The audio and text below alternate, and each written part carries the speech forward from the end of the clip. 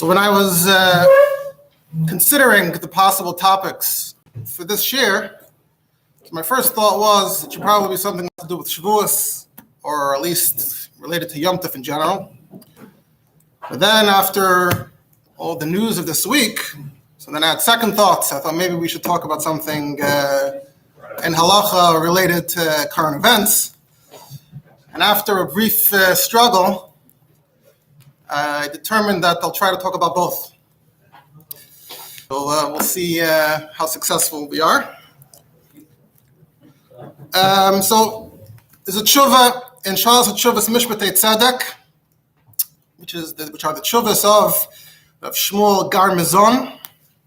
So if you're not familiar with Shmuel Garmezon for some reason, he lived in the 1600s. He was born in Salonika in Greece. He immigrated to Yerushalayim. Some speculate that the Garmiza and Garmizon is actually a remes to worms in Germany, which used to be called Garmiza, even though it has a Spanish sound overall, Garmizon, but maybe it's referring to that.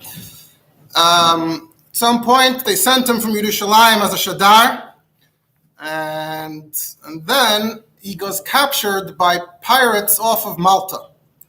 So, exciting story.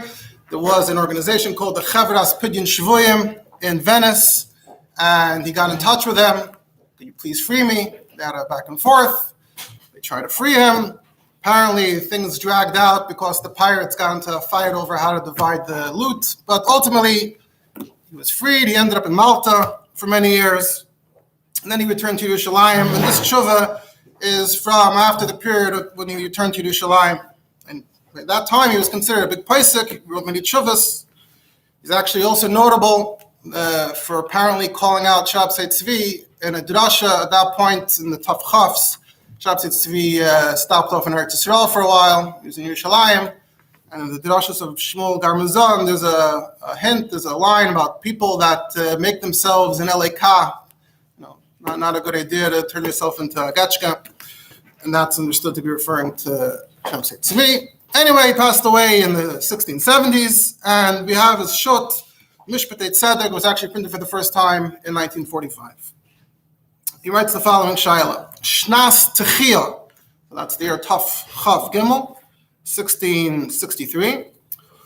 He says, I was asked in Chedesh Nissen, Al Ma'aseh Shahaya, the following story. The Ktsas Anshe Yerushalayim and Damasek, Akru Dirasam. Jews lived in Yerushalayim and in Damascus in Syria, uprooted, they left. Vahayu Begas, they were in a place, Gas Hanikra Ramla, he spells it Reish Aleph Mem Lamed Aleph, Gas Hanikra Ramla. And they said they were really planning on returning to where they came from. Why did they leave? There was trouble, there was tzaras in Yerushalayim, so they fled due to the tzaras, and they ended up in Gas Hanikra Ramla. They took their families, they settled in. So the main question in this shuv is going to be, what is the halachic gather of this place? Of course, we have to first, he knew what place this is, we first have to determine what place this is at all. And the main question is going to be about what's the din of Yom Tov Sheni, the second day Yom Tov, in this place. But I think, at least on some level, I've been successful. We've somehow managed to combine fleeing cities in Eretz Yisroel due to tzaras and shilas relating to Yom Tov. Sure, some people have. People have vacated their houses and try to move elsewhere where there's less of a chance of being attacked. For sure. Hamas HaMeitzek, yeah. Yeah. People from Yerushalayim and Damasek were all in the Tzara, and they all ran to Gas and Nikra Ramla. The question is, have we exhausted all the relevant contemporary events, or can we find more? So let's continue reading. Shova, Hein Emes Chakarti Pa Yerushalayim Em Shum Zman Asu Shum Chag Begas. I started asking around, have they ever spent Yom Tov in Gas before? V'amru Ki Zeh Tesvav Shanim Kemat. They said about 15 years ago, so that would be around Tav Ches, 1648. Zman Mageifa Bar Minan. It was a Mageifa. So they also ran away from Yerushalayim. Hoyu begas b'chag Sukkos, shleimim b'chein rabim v'asu yom echad. and they said that they kept one day Yom Tov when they were in Gas at that time. So we managed to rope a Magefa in as well. So before we continue, though, what is Ramla? What is Gas? So if you look up Ramla, so I'm sure many of you have heard of Ramla as a location today. It's a city in the center, Merkaz Haaretz. History is given that Ramla was founded in the 700s by the Umayyad prince Suleiman ibn Abd al-Malik, and it was considered the capital of Jund Filastin. So Jund Filastin means the district of Palestine that was part of the larger Bilad al-Shem, which refers to the Middle East, that area of the Middle East, and then there was the Palestine district, and Ramla was the capital. It was a very central location, Cairo, Damascus, Jaffa, Yerushalayim, the intersection of all those places, and quickly became way more important than Lod, which was the nearest city of note. And in fact, everyone moved to Ramla. Then with the Crusades, it started losing some of its importance, but it was always an Arab city up until the year 1948. And then since 1948, it is now a majority Jewish city. That's Ramla. What's Gas? So hopefully you're familiar a little bit with Tanakh. Gas is one of the Plishti cities, one of the 5 big ones. And it's mentioned a lot, B'fiarach and Tanakh, etc. Today, it's identified with a location called Tel Tzafit. There's a Tel Tzafit National Park, although they've never ever actually found any inscriptions from digging that identify, let's say, something Gas on it to definitively link it to a particular location. So, but we see in short that today Gas and Ramla are not considered the same thing. And we already mentioned that Ramla was a new city. Now already, before we get back to the Shuvah, already in the Sefer Kafter V'Ferach, which we'll mention again further on, Kafter V'Ferach is by Rabbi Shraga Haparchi in the 1300s. He moved from Europe to Eretz Yisroel, and he made Eretz Yisroel his subject of passion. He researched a lot. He wrote this huge sefer, very groundbreaking sefer that deals with Inyan Eretz Yisroel. Part of it is about Pasha being Mevarer, the Metzias, what's where. So you see already in Kafter V'Ferach that he mentions the two together, along with a third name that you might find interesting. So he writes in a few places. One place he writes, Ubeina, between Ramla and Yerushalayim is a yoim, takes about a day to walk. Yishmaelim Kaidanla, Palestine. The Yishmaelim call Ramla specifically, they call it Palestine. Ubnei Ameinu Kaidanla Gas. And Yidden, when we refer to it in our Sprach, we call it Gas. Second time in the Sefer he writes, that in a certain area, there's a city, Shma Ramla, Kaidanla Palestine, V'ulai Higas. Right, maybe. And the third time he writes, based on whatever he cited, Shema Shekaidan Amla Ramla Aniskeres Gas Shadini Mohem. So there's a back and forth here. He's aware that it might not be the same thing. He's leaning towards saying it's the same thing.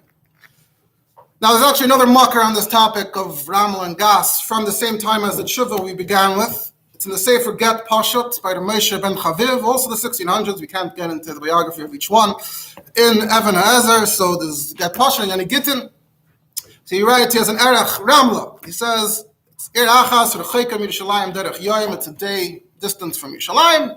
It's near Lud. It says, V'zemi Kama Shanim, which was a few years ago, Barachnu L'Sham, Machmas Emas HaMeishal Yerushalayim. We ran away. Same story. He was there. He ran away because of the terror of whatever the ruler was doing in Yerushalayim. And yet somehow under the circumstances they're still writing Gittin in this temporary location, and they had to figure out what do you write in the get. So we had two Gedolei Hader there. He says one of them is a Bavram ben Hananya, who we'll actually see later, also had an opinion on this question of Yom Tov Sheni, and another one, and all they wrote was Ramla. And they didn't write Gas, which is written in the Nevi'im, and even though it's still like a Yiddish thing to call it Gas, not Ramla. The reason was that Vadai sounds like Vadai, as in he's assuming that Vadai, their time was that Ramla, the name is more Mefursum. And you write the Shem Mefursum B'fi Ha'olam as opposed to the name that's in the Mikra. So if you have a choice, he says you go with the popular name. Now, he says some call it Ramli with a Yud, but they wrote Ramla with a Hey, because most people call it Ramla with a Hey. and that's how it's written in Kafta Raferach. He says they wrote Ramla with a hey, not Ramla with an aleph, because Ramla is Arabic, apparently means sand, and with Arabic, the rules in Shemus Gittin is we go like Lashon HaKodesh, so we always end the name with a hey, not an aleph. Anyway, so you see, the Get Pashat was part of that situation, and he's coming at it from a different halachic angle about this question of what this place is, but it seems like at least they seem to be pretty clearly assuming that it is the same thing. So just to touch on this question a little bit more, I saw someone wrote on this topic, a scholar, his name is Zev Vilnai. He wrote that in the Middle Ages, Jews used all kinds of biblical names for all kinds of cities, and Lav Dafka, there isn't so much of a connection. He gives a bunch of examples. He says they called Caesarea Chatzor, they called El Arish Sukkos, they called Ramla Gat, they called Ashkelon Gror, they called Tripoli in Libya, they called it Sinim, they called the Halab in Syria, they called it Aram Tzova, more famous, right? Aleppo.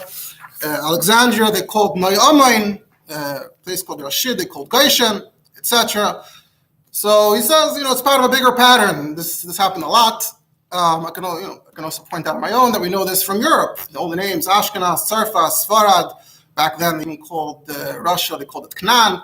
So there's this phenomenon where Lav Dafka, the names of Tanakh that are being used in the historical place. I can't get that much further into this whole topic of sites and locations in Eretz Yisroel. Along with the historical, with the discussion and the question of identification, there's also some who want to argue that the Jewish connection to Ramla does go deeper and longer. And I'm just giving some general background here. So one more comment on the third name that he mentions, that they call it Palestine. There are those who point out that in Medrash Rabbah and Vayikra Rabbah and other places, there's darshans of pasuk and amos, is identifying locations in a pasuk and amos, and it says Redu Gas Plishtim. The Medrash says, Elaine Tlulaya the Palestini. Now we know the general name for the area dates to the Romans, but many understand that the pshat here is that it's saying that Gas specifically is linked to the city of Palestine, specifically, and the Medrash is already acknowledging the reality after the city was established and had these multiple names. Getting back to the tshuva, so all he knows is that 15 years before the Mageifa, they kept one day. He says, I don't know what the reason was. Is it because Pashat, they were planning on going right back to Yerushalayim at the first opportunity, in which case it has nothing to do with the location, it could be anywhere, Chutzlar. And if Azoi, then it should only be for Teshuvah Yerushalayim. Remember, we said that people from Yerushalayim and Damascus fled there. If it's just about where you're returning to, Yerushalayim, you're going to return and keep one day. In Damascus, they always keep 2 days, so that should only be for Teshuvah Yerushalayim.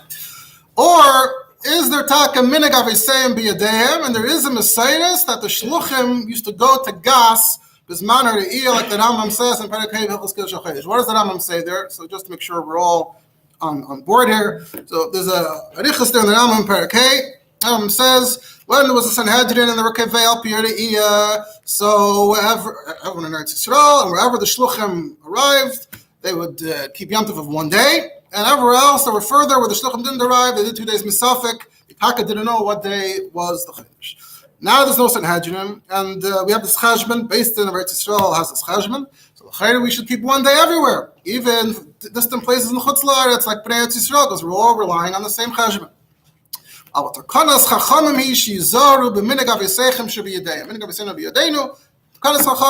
That whoever was keeping 2 should keep keeping 2. He says, therefore, so then how are we going to, we're going to draw the lines? How do we know who does what? He says, Kol Makim, that the Shluchim didn't go, Yasu Shnei Yom Afilu B'zman Hazeh, just like back then.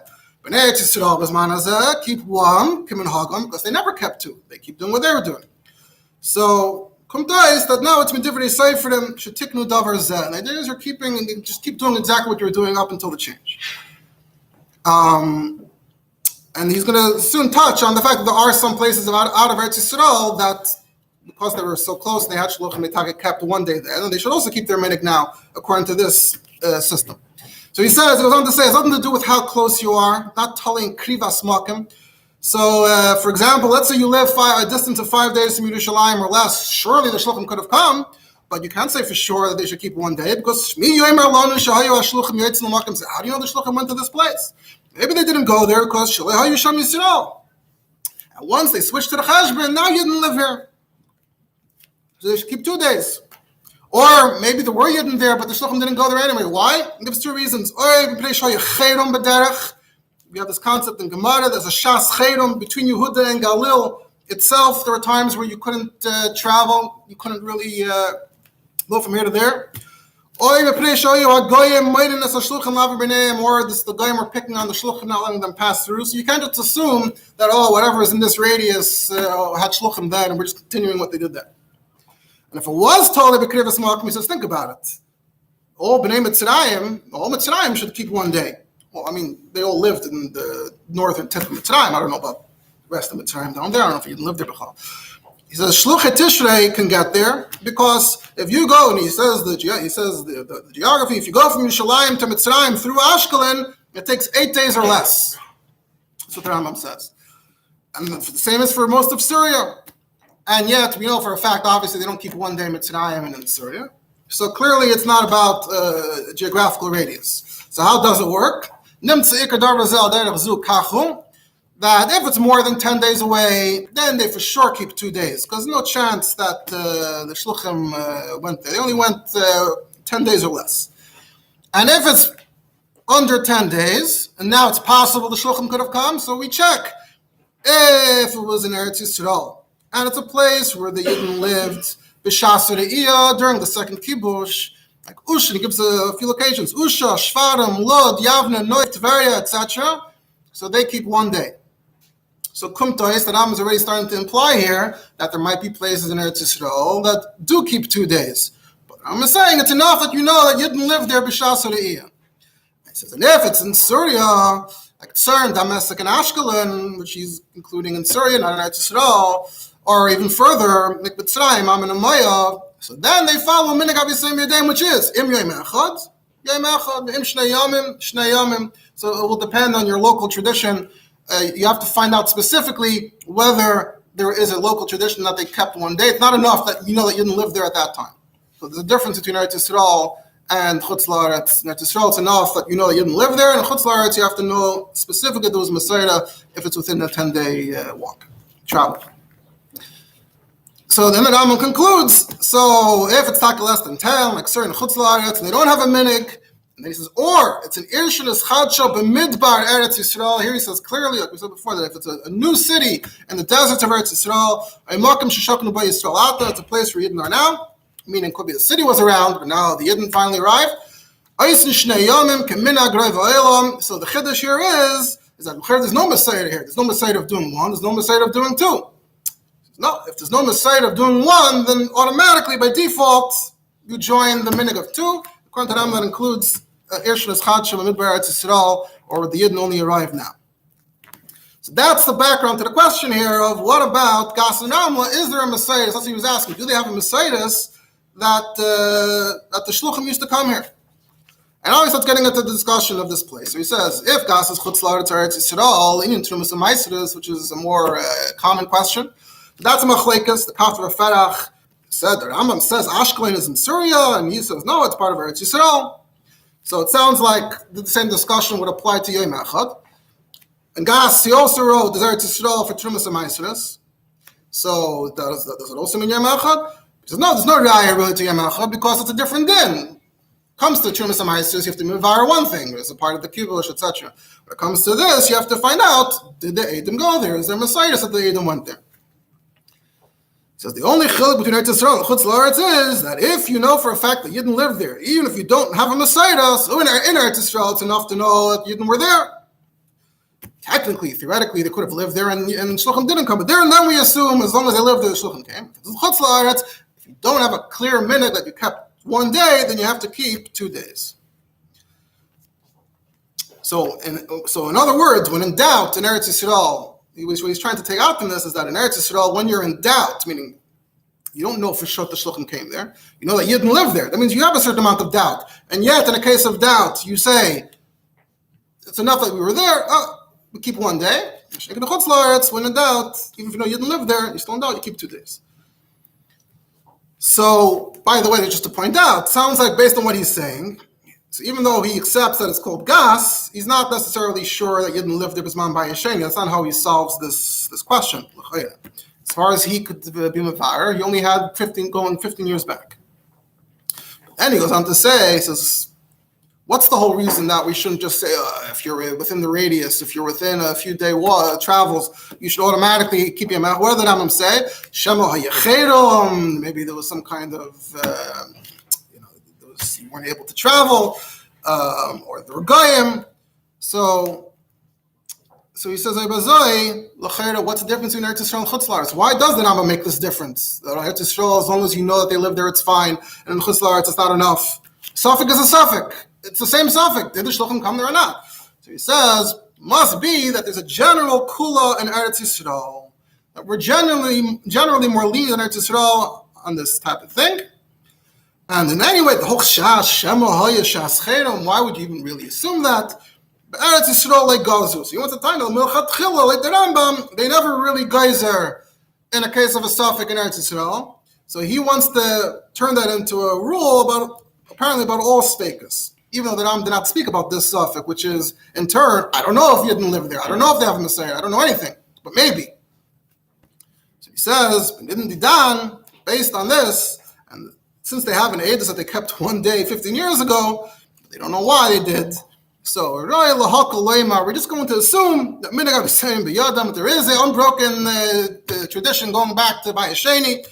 And he adds, throws in a line, even the Yom Tov Sheni D'Rabbanan. Every Yom Tov Sheni is D'Rabbanan, so he's throwing that svara in as well to be makel. So that was his conclusion, that keep one day, be makel, even though we don't really know.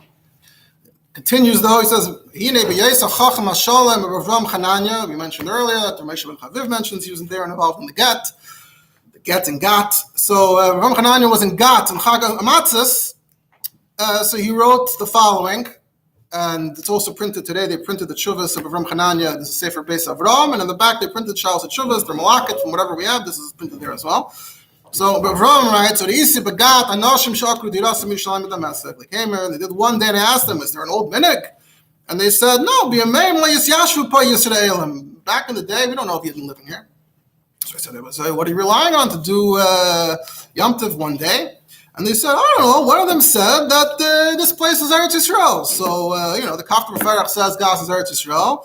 And, in Aza, so we got to mention that also. We managed to fit that in as well. Aza and Shiur. In Aza, they also, there was a Yiddish community, they also, they keep one day Eretz Yisroel. I don't know, all things Eretz Yisroel. That's all the person had to say. And that was why everyone was following. They said, I started investigating. Now he says, in my opinion, my impression is that actually, Fi halacha gas is chutz la'aretz. Why? The Kafta B'Ferach has a It does. Still, we don't have to say that you live there. Right. Well, yeah. If you don't accept the Mishpatei Tzedek's twist there, yeah. We don't. All that Rambam said was, if you know that you didn't live there, you don't have to have a Messiah. We don't really know that here either. He's saying that there's also a Safek and Remekel and Tzvekas. That seems to be the Mishpatei Tzedek's Mahalach. It's not, first in the Rambam. So he wants to say it's not Eretz Yisroel. In my opinion, Rav Chananya says it's Chutz La'aretz. The Kafta B'Ferach writes, the Kafta B'Ferach in his Sefer says, I saw people looking to be Mekel in Yonei Trumas and Isidus, so I was here to try to prove that these places are Eretz Yisroel. So he says, the Rayas he brings are wrong, because if you look in Gittin, so it mentions in the beginning, Afilu Mikfar Ludim Lulud, and Abaye says, Bayaris Asmuchas L'Eretz Yisroel, Muvlois B'Tchum Eretz Yisroel, so it sounds like that whole area is not Eretz Yisroel. I'm not getting into the whole thing here. He mentions there's already a tshuva from his Rebbe about Aza. It goes on to say that even according to the Kafta B'Ferach, that it is Eretz Yisroel, which he disagrees with, you should still keep 2 days. Even the loyadin, Shabizman Shahoy Mikachin Al Pihar Hoy Yisroel Darin Kam. You don't know that you didn't even live there before. So nothing to do with Chutz La'aretz or Eretz Yisroel. It has to be a place where Shluchim could have come. Quotes the Rambam. Eretz Yisroel automatically, he's saying, Eretz Yisroel automatically doesn't make you, with these people in Gas, seem to think that, second you're in Eretz Yisroel, automatically when that's not how it works. Look in the Rambam. You have to know that there were people there. The Shluchim could have come. And Chutz La'aretz, you keep 2. meaning in Eretz Yisroel, where the shluchim could have come, you keep one, and in Chutz La'aretz, if you don't know, you keep two. He says, what's the reason, Taka, that Eretz Yisroel is even different at all? He says the reason is because Karav Lavada, if it's in Eretz Yisroel, Karav Lavada shluchim hayu yitzim l'sham v'oid das linan basar reiv Eretz Yisroel. If you know that people live there, then Karav Lavada, they came there and we follow reiv Eretz Yisroel. Here we don't know though. We don't know at all, so you can't. That's not what the Rambam said.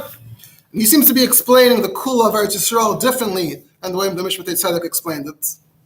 And the Mishpat Tzedek actually disagrees later, responds and says, "I don't agree with this explanation." But anyway, we see clearly in the Rambam we're not always mekel in Eretz Yisroel if it's a brand new place, and even if it's a suffix, who says you should be mekel? And then there's another a little bit more. Ad kan l'shaynai, Mishpat Tzedek quoting Rav Chananya. So you see clearly Rav Chananya held fakert. So after quoting him, Mishpat Tzedek starts commenting on him. So when the Rav said that he, in his opinion, is lav dafka Eretz Yisroel, so Mishpat Tzedek says, you're right, there is this machlekes about gas. Kafir Ferach says it Eretz Yisroel, there are others who disagree. But he says it shouldn't matter for Yom Echad anyway, because as we know, it's not really dependent on Eretz Yisroel. And in fact, he says the Kafir Ferach himself wrote clearly that in gas you should keep 2 days of Yom Tov. And I've seen those who comment on Mishpat Tzedek that he's quoting them, the Kafir Ferach is the first one to talk about this, the violating of gas. And the Kafir Ferach wrote clearly that they kept 2 days Yom Tov in gas, bismanoi. So why is he's quoting that just to make a point that you see, it has nothing to do with Eretz Yisroel. You can go either way. But he said clearly that gas you keep 2 days. That he ignores. It's just being a raya that doesn't have to do with Eretz Yisroel per se. So according to the Kafir Ferach, why do they keep 2 days? Even if he holds Eretz Yisroel, because we don't know if the Yidden live there. And if it's Chutz La'aretz, even if you know the Yidden live there, you don't have a Messiahs that the Shluchim came.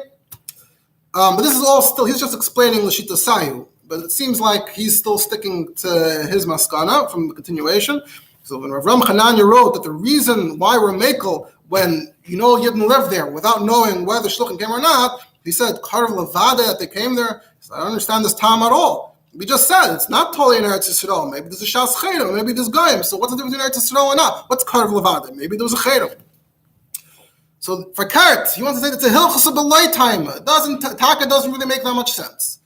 So there must just be a kula de hekelu b'Eretz Yisroel. There must be a general leniency that applies to Eretz Yisroel because the whole Ikar Adin is only a chashash ba'alma. So back to his logic. So therefore, we can expand the kula to include a situation like this. So he seems to stick by his maskana. That's the end of that back and forth. So what we have left to discuss and clarify is what's the din of Ramla maskana, without getting too much into it, since it's not mamish immediately, urgently relevant.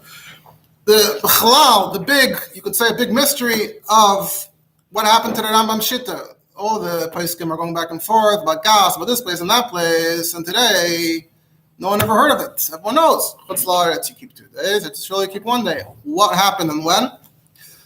And the Rebbe's opinion on this, because the Rebbe has an interesting opinion on this question. And in theory, I don't think we're going to have too much time. I wanted to discuss the whole gather of Yom Tov Sheni in general, because that's in certain circles, it's a popular question, just like Kitnias on Pesach. Every time is the Yom Tov. Why do we have to keep, especially when it's 3 days, 3-day Yom Tov? Why do we have to keep the second day of Yom Tov anyway? So that's also its own discussion. And then the specific discussion that there is about the Yom Tov Sheni Shel Shavuos, and whether there's more of a discussion, more of a question here when you get Shavuos. So when it comes to Ramla, so you can actually open the Shulchan Aruch Chaim Siman Tov Tzadik Vav, which is the siman that relates to these inyanim. And in the Shari Tshuva there's an arichas, and he says, so he quotes from the Shut Ma'arit Tzahalon, who has a discussion about Tzvas. Now Tzvas is mentioned in Tanakh a little bit, and in some sources from the time of Chazal, but Tzvas as we know it is from the last 1,000 years. So it also is a shtickle of a new yishuv to whatever extent. So they had a discussion about Tzvas. Ma'arit Tzahalon wrote that man lay malon, who tell Taka, how do we know? Tzvas doesn't come up in this context according to Ma'arit Tzahalon, so how do we know the Shlochim even went there? But still somehow it's ungenommen. Then the Shari Tshuva quotes in the Birkei Yosef, the Chida. The Chida has a lot on this topic. So first of all, he says the Birkei Yosef has a raya from the Yerushalmi that you see that the Taka did go to Tzvas. But then he goes into these other places. The Birkei Yosef says that in Yafo, he says Yafo is day and a half walk approximately from Yerushalayim, travel from Yerushalayim. It's close to Yavne and Lod. But Rabbi Yosef said that doesn't help because according to the Rambam, we still have a question. Lav Bekir of Taya Milsa, the geographic proximity doesn't help. You need to have a specific Messiah because otherwise it could have been a Shas Cherem. And then the Rabbi Yosef, the Shiur is quoting from the Rabbi Yosef, who writes that they told him that Yafo, in the time of Avram Yitzchaki, who was very chashuv Rab from the generations before the Chida, who based Dinoi, that they were noeg one day in Yafo. If you look at the Rabbi Yosef writes, Gam Heili Zaken Achar, an old person told me, Shebizman HaRabbanim Mereinu Harav Agadol Avram Yitzchaki, who based Dinoi, Rabbanim Kshishoy. So who this guy, when he was much younger, who Adam Achar Dorim BeYafo. There were the two Jews who lived in Yafo. Haim Levadam. Yom Tov and they only kept one day. So not even clear that Avram Yitzchaki officially gave his agreement, but that's what he understood, that in that time, and no one raised any hackles, so you see, Yafo was fine. And then the Rabbi Yosef also writes, and he gives a different story, and we'll quote from Rabbi Yosef, says in Nehirna, Shemereinu Harav Agadol Rabbi Yitzchak Kohen, K'shechazar L'Yashiv in Yerushalayim, Uba Derech Aniya Msia Gedayla Bnei Chutz La'aretz. He came on a boat with a large group. Minis Akvu Baramla Batzeres, and for Shavuos they got stuck in Ramla. But also Yoim Echad Levad, they also kept one day. So that's more of a final word of that kufa of Pesach in Eretz Yisroel. That's the final word that Rabbi Yitzchak Kohen Mechido is quoting it. They kept one day in Ramla. So that gets you up to there. That's in the Shari Tshuva and Shulchan Aruch. Bismanenu, I saw in the Sefer of Yosef Lieberman, he's the Rosh of the Koil Shemini HaChaimis. It's a Rav in Sadiger in Yerushalayim. So he has a farm called Mishnas Yosef. And still with us, Shlita. So he writes in Chelik Aleph Mishnas Yosef, Simon Tes, it's printed in 1979. He has a whole shtickle on Ramla. And he says the way he structures it is that the Rishon Tzion, Rav Yaakov Shaul El Yashar, who was in the 1800s, passed away in the early 1900s, first decade of the 1900s. So this came up. He has in his shut, Simcha Le'ish, Baron Rothschild started buying up land, started buying up properties. It's all relevant also to current events and who owns which property where. So he bought property near Yafo and Ramla, and Shemitah Tafresh Mem Tes was coming along, and this is when the big discussion of Heter Mechira originates around then. And Rav Yashar was pro-Mechira, and one of his reasons in this specific case, so to guys, because these particular settlements of the Baron Rothschild are in the area of Yafo and Ramla, and Safek Eretz Yisroel, Safek Chutz La'aretz. All of a sudden, Rav Yashar is saying, who says, how do we know it's Chutz La'aretz, Eretz Yisroel? And so Rabbi Lieberman sort of sets up his shuvah as a response, point by point. He quotes Rav Yashar in response, quotes him in response. If you're interested in the topic, you can recommend checking it out. So, for example, in the beginning of the tshuva, just on the whole question of, is Ramla gas? So,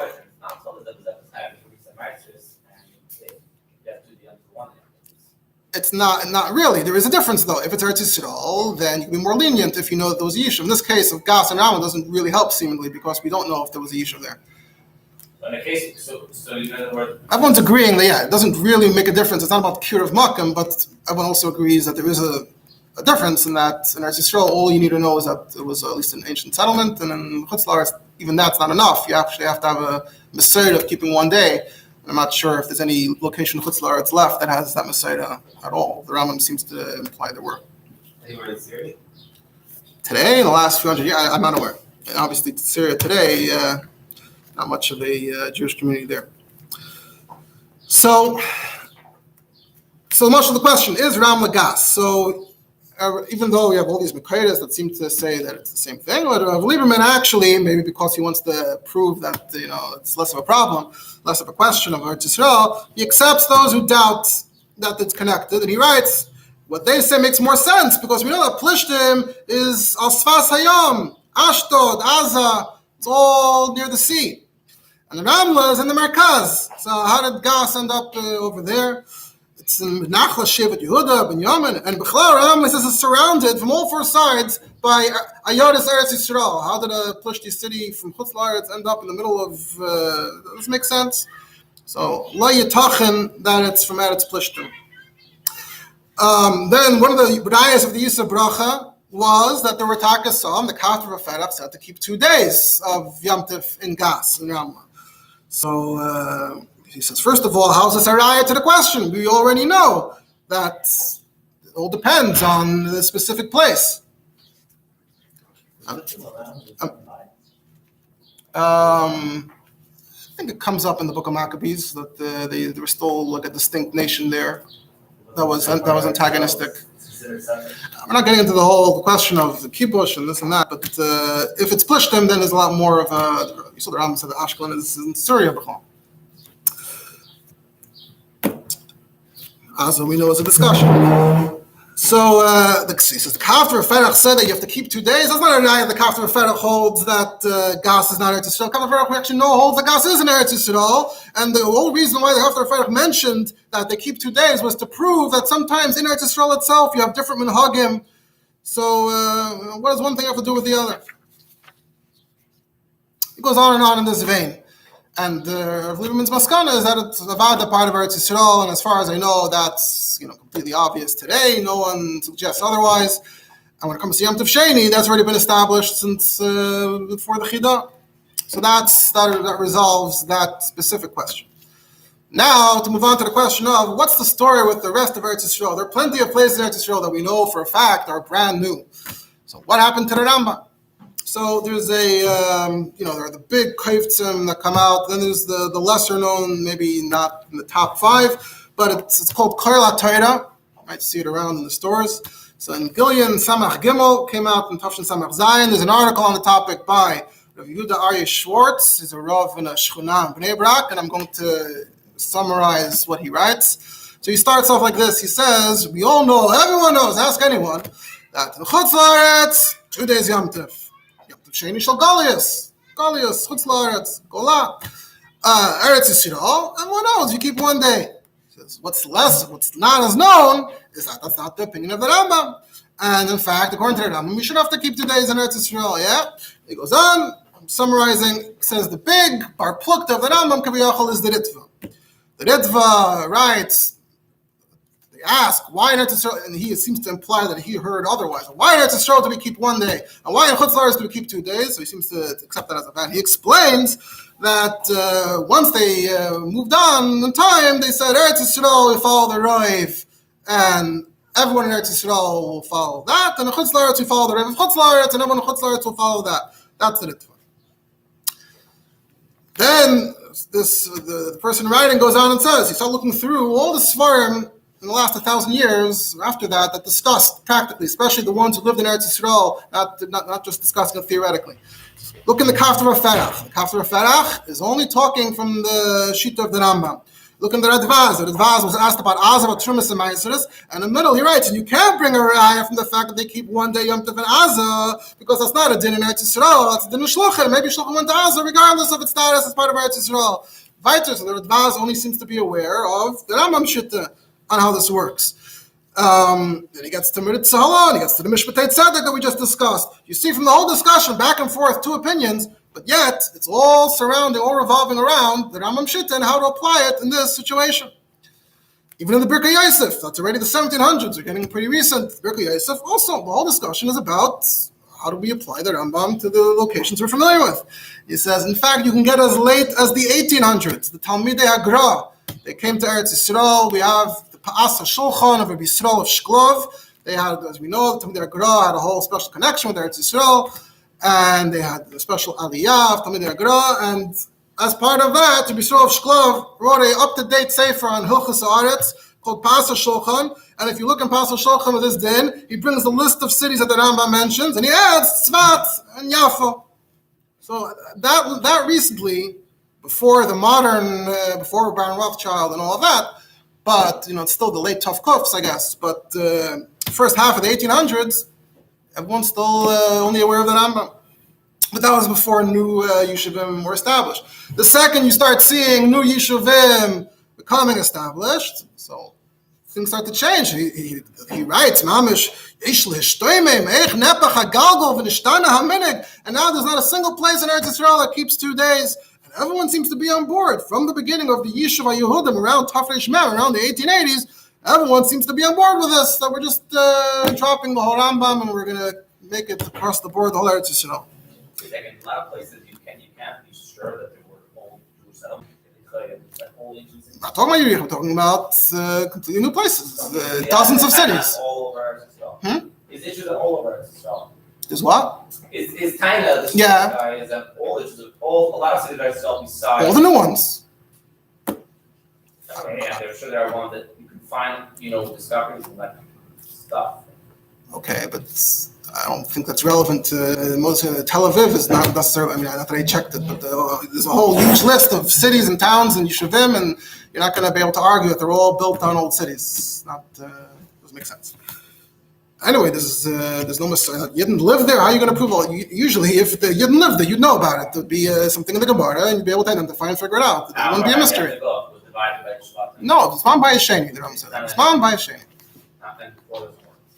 This thing is based on continuing the minute. It's man by a sheni. It's man by a sheni when the shluchim yaitz, and the shluchim didn't go on the time of the shvatim. So all of a sudden, we know for a fact there was no yishuv at all, and no, when there was by a sheni kiddush against the Ram, against all the poskim. There's hundreds of years of poskim trying to figure out how the Ram applies, and then out the window. So he says the first big source on this is the Tzitz HaKodesh of Tzvi Michal Shapiro. He was a Talmud of Bishul Diskin, and there's a tshuva there from him, and the B'Shlomo Zalman Baharan. These are names in the history of Yerushalayim, and after them, Chachmei Yerushalayim, and they all agree. Whether it's people building Yeshuvim, whether it's Kanoim in Yerushalayim, they all agree that we should keep one day Yom Tov from the whole Eretz Yisroel. Two reasons. This is how he sums it up. That one is because of the Ritva. We're just going to go with the Ritva now. And they found some other obscure Yishayim, the Yosef Taiv Elam in the Machzor Vitri. I'm assuming it's a piyut or something. And there's a Shita that's mentioned in Shivas HaGoyim. They found some obscure Makaidas that can fit in with that.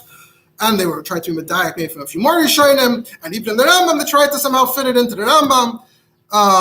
And since the whole Eretz Yisroel is really in this suffix now, so and since we decided that we're going to go with this other approach, so that's how we end up now with no place in Eretz Yisroel that keeps 2 days. But this author writing, he says, still, to me, the Kaftar of Ferach, he lived in the time of the Ritva, he lived in Eretz Yisroel. He said for a fact that in Gas they kept 2 days. All the Gedolei Adoros that discussed this, they never mentioned this once. So, what happened? So he says, even though we can't solve the mystery, but he wants to add a point that can be a little helpful. He brings a word from Yaakov Emden in the Moed Kutzia. Yaakov Emden writes, the Moed Kutzia on Orach Chaim, Tur. It's printed by Mechon Yerushalayim now, big black book. So he writes, Eretz Yisroel She'ulei Nimtzu Ba. In Aza, these places be made by Yesheni. Behem Asher Kamoyim Shinis Yashu Bari Plishtim. Would be like Ashdod, Ashkelon, Gas. He says these people, the Yaakov says, Loi Hutzruchu L'Shluchim, because they're so close to the basin of Yerushalayim that Mamela they don't need Shluchim at all. So this is a very intriguing vart that Yaakov Emden is introducing here. So Rabbi Schwartz writes that this makes a lot of sense. You think that the Shluchim basin have to go and tap every yid on the shoulder and say, hello, by the way, we decided it's Monday. That's not how it works. Vadai, they came to the basin of the city, and everyone around the city were under the jurisdiction of that basin. Surely they also are considered part of where the Shluchim's message came. And surely the news, even if the Shluchim didn't tell you directly, you live an hour away, so you find out 2 hours later what they said. Surely everyone wanted to know. It was very important, and everyone was asking, when's Yom Tov, and then everyone found out. So when the Rambam writes, Usha, Shafram, Lod, surely he means not just that location specifically, but anyone who lives in the general area. And Mamela, that which should probably include most of Eretz Yisroel, because most of Eretz Yisroel is near one of these places. And then what about all the places that were asking about Yafo and Ramla and Aza? So maybe the question was, how Gufa is it close enough to a place that we could say, we don't have to know that the Shulchan came here directly. Is it close enough? So that could maybe, with this vart, we can, even though it doesn't seem to really be a vart that all these places can mention, but can make it seem a little more reasonable. And by the way, Dayak maybe in the Rambam Taka wrote, new places b'midbar Eretz Yisroel. So midbar seems to be implying that it's dafka, middle of nowhere, not near anything. So it's a new location. So this author concludes, according to this, it makes a little more sense. So a certain type of person, this could be troubling, bothersome. How taka do we not follow that out? Okay. Now, what does the Rebbe have to say about this? So, why did these Muslims want to make that change? What drove them to do that? You could use more exploration. Everyone in Eretz Yisroel was used to keeping one day at that point, and It'd just be hard. probably would be hard. Either people not keeping, people that are shvach in Yiddishkeit, people that are business. I don't know. I mean, for the reasons that if we're able to mention briefly why people wanted to abolish Yom Tov Sheni altogether. But in this case, I didn't have a chance to follow every. Suddenly, when new Yeshuvim appeared, and it was going to be the first time in history where they're going to have to actually apply this halacha on a consistent basis, and suddenly there will be huge swaths of Eretz Yisrael keeping 2 days. That could have felt a little strange, and for it, I don't know, it can be my eye and more. But anyway, the Gabi the Rebbe. So this is a Davar Yadua, but if you want a specific place, that's Malakatis, Shari Yeshiva, Yud Aleph of Tzfas, Tafshin Samach Tas, has a Bacher's name on it. I didn't have a chance to find out who he is, and if he wrote it, we could go in da. His name is Liberov. Anyway, so he has an article on this topic, and it's all building up to the Rebbe at the end. Let's do the Ramla, the Ritva, gets to the Paiskim. More recently, he says if Tikuchinsky writes in his sefer, which someone before was assigned to, that Tikuchinsky writes, he asked 18 Rabbanim. He did almost a rabbinic survey. He sent out he was a big Paisik about 100 years ago in Eretz Yisrael. He wrote the famous Gesher Chaim on death. Halachos relating to death is a classic, and Luchais of, made calendars for Minhag Eretz Yisrael and things like that. So he writes, he asked 18 Rabbanim, what do you have to say about this? And they all answered, whoever answered him, they all answered one way or another with it. We're fine to keep 1 day. So Eliezer has a long thing on it, and he tries to kvetchois, something. This person points out that in addition to all the Paiskim, he writes, V'o'ela kulana, the Alter Rebbe, and Shulchan Aruch Sim Tav Sadik Vav. Although if you look in the Alter Rebbe, it doesn't really say anything clearly about this, but this whole shtickle, the way it's built is it's building up to the punchline, which is that anyone who wants to say that the halach is different, tzarechim. So we'll see why. So we get to the Rebbe. So first is Mitzayin to Achin Shel Pesach Tavshin Yud Gimel. There's a theme with the Rebbe B'chlal when it comes to talking about Yom Tov Sheni, about how the mile of Yom Tov Sheni over regular Yom Tov. So we'll see later. The Rebbe also spoke about it in Tavshin Yud Beis, but this is in Tavshin Yud Gimel.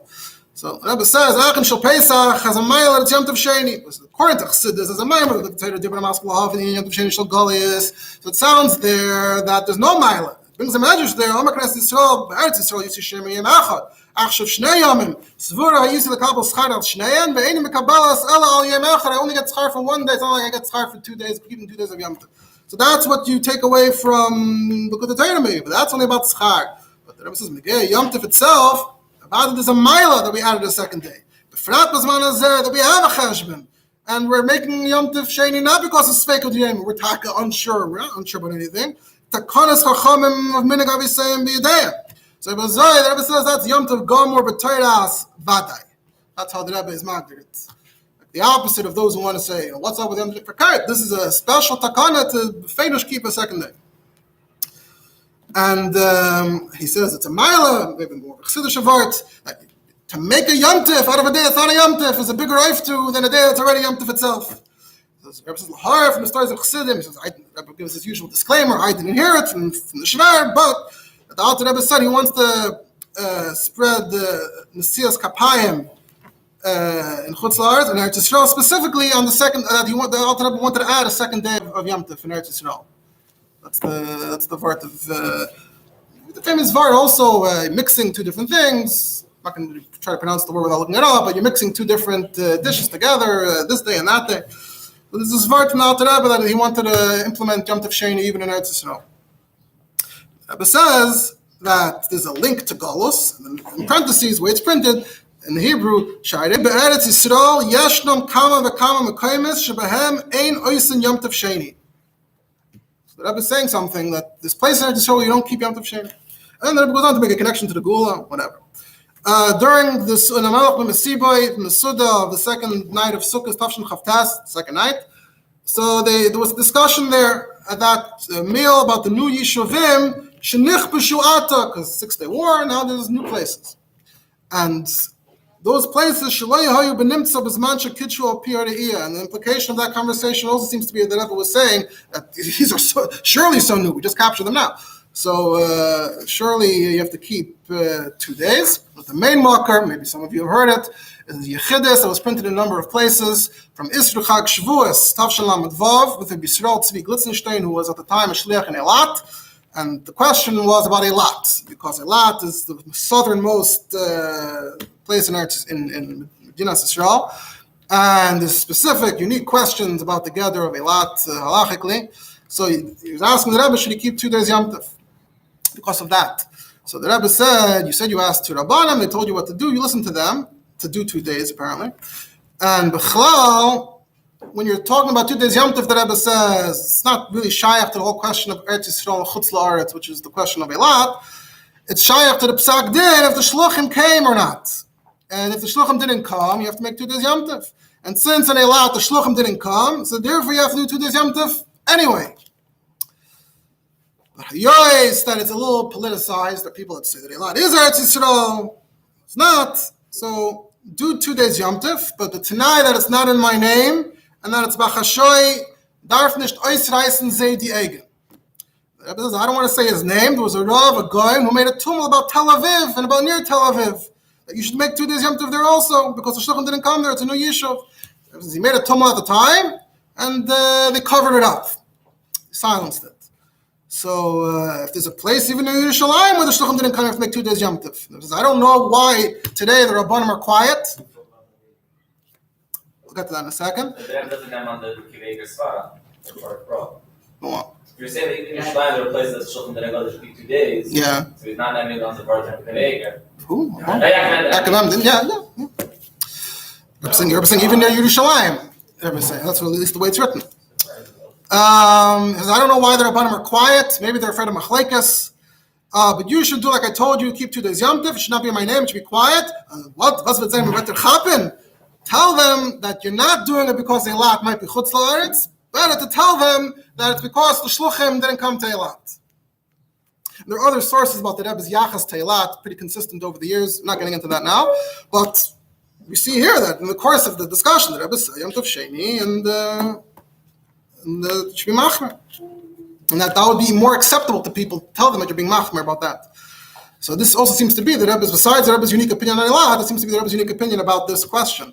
But despite this, it does not seem to have been something that caught on in Eretz Yisroel. We have never heard that anyone is, even though that person wrote that article in Shari Yeshiva, and he seems to be hinting that maybe we should, but it's not, still hasn't caught on. Now, the Rebbe mentioned Tel Aviv. So all the places that quote the Rebbe, they have not identified what the Rebbe is referring to. I looked a little bit, didn't find. But people are mitzvah to something very similar, which is in Rogachover, Tzafras Paneach. There's a long tshuva about Yom Tov Sheni, the whole gather of Yom Tov Sheni, like the Rogachover. It's written to Rav Nachman Kasher in Tafish Pei Vav, 1926.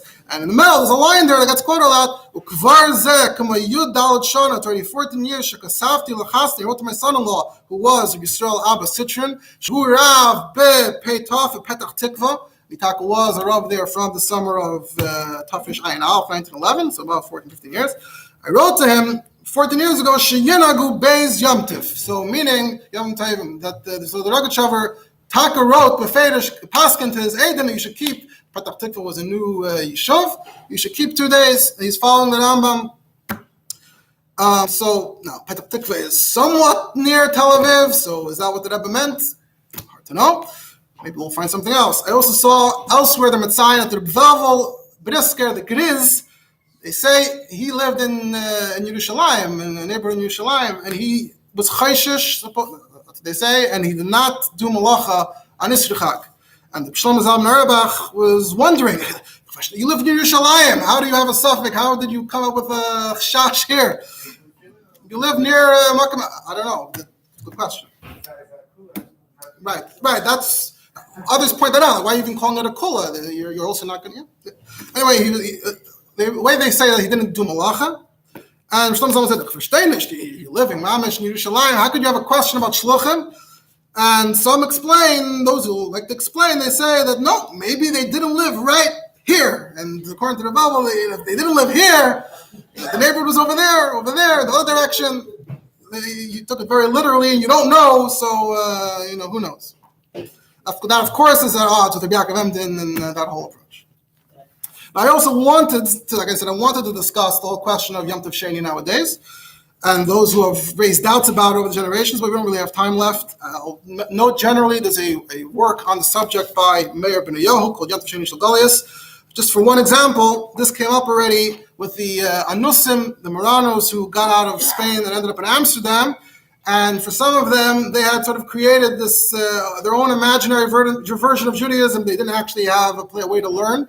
And then when they came out and they actually met what Yiddishkeit is actually like, they had a bit of a question. And the major one, his name was Uriel de Costa. He was born in a mixed family. His father was a Catholic, his mother was a Moranos. He was raised as a Christian. He started learning about his Jewish background, and he started having doubts about Christianity, and he developed a Jewish identity. But he didn't have anything beyond the Tanakh, so, the Judaism he was imagining was a little different. And it was through the lens and the prism of Christianity, etc. Once his father died, so then they had financial trouble. They decided to leave Portugal. At that time, it wasn't so simple. The Inquisition suspected you were leaving for that reason, so they actually had to escape to Amsterdam. And he actually underwent a conversion for some reason, and he changed his name to Ariel. Before it was Gabriel.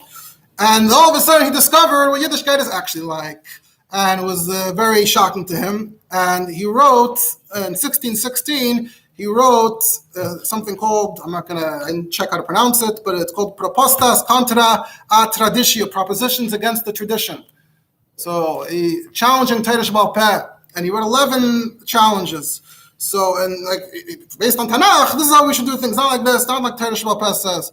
So, Bris Milah, Tefillah Mezuzos, Gzeiros, and Yom Tov Sheni Shel Goliath. And his whole argument was, Torah Sheba'al Peh, is it really, important, etc. So he very innocently, perhaps, sent his questions and challenges to the Parnasim of the Sephardi community in Venice, and they sent it to the Yehuda Aryeh of Modena, and we already came across him when we were discussing music and shul, and he responded and said, this is trouble, and he warned the Rabbanu in Hamburg that if he doesn't take it back, doesn't retract, they should be put in cherem. He refused. Put a cherem. At the same time, he actually wrote a response called Magen B'tzina. I've come across, looked through it before, where he responds to Acosta one by one on all these points. And the cherem was for 10 years. Only his mother would speak to him, and then she was in the cherem. And then when she died, there was a whole question of whether they can bury her or not. Anyways, I didn't have a very happy ending. That's just one example. It came up again later in the period of reform. That's when a lot was written about it, and we don't have time to get into it. Just the final thing. Comes to Shavuos, specifically, there's a question, why would we have Yom Tov Sheni for Shavuos? Because the whole gather of Shavuos is that it's Tali and Svira. It's not Tali and Kviyas HaChedesh. So how would we even have a Svira D'Yema ever?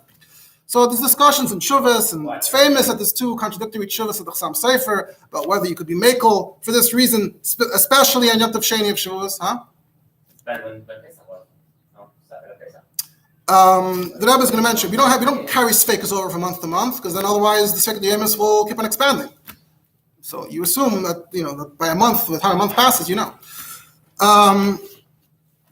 So there's a lot from the Rebbe on this as well. But I'm going to quote one thing from Aachen Shal Pesach Tafshin Yud Beis. The Rebbe again is talking about Aachen Shal Pesach. The Rebbe is talking about Yom Tov Sheni, and the Rebbe is saying that it's a vadai. He says you see this especially in Shavuos, because Shavuos is Yom HaChamishim, not the days of Sivan. So there was never a suffix, because by then in every place they knew what the Kviyas of Rosh Chodesh Nisan was. But you can't say they didn't know what the Kviyas of Rosh Chodesh Nisan was by then, because then there should be a Sfeik D'Yem of 3 days.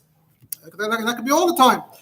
So the Afal Pikein in Shavuos we do Shnei Yom, and he quotes the Rambam. The Rambam says Kedei Shaloi Lachlik B'Moyados, because the other Yom Tovim had a suffix, so they made a Yom Tov Sheni for Shavuos, even though there was no suffix. So Melchatchila there was never a suffix, and it was always a vadai, a takana Melchatchila azoi. And the Rebbe says, B'chlal, that Shavuos, and B'chlal, all Yom Tov Sheni, that right to the same word, that it's all just the Takanas Chachamim B'Teiras Vadai. And you look into the Sichos Chelik Daled, page 1030, there's a whole thing there from the Rebbe with arose, getting into the Pratim. There's also from Per 11 in Shiur Yalach L'Maisa Eretz Yisroel. There's a shtickle on this. I'll conclude with Kabbalas HaTorah, the Simcha, and the Pnimius.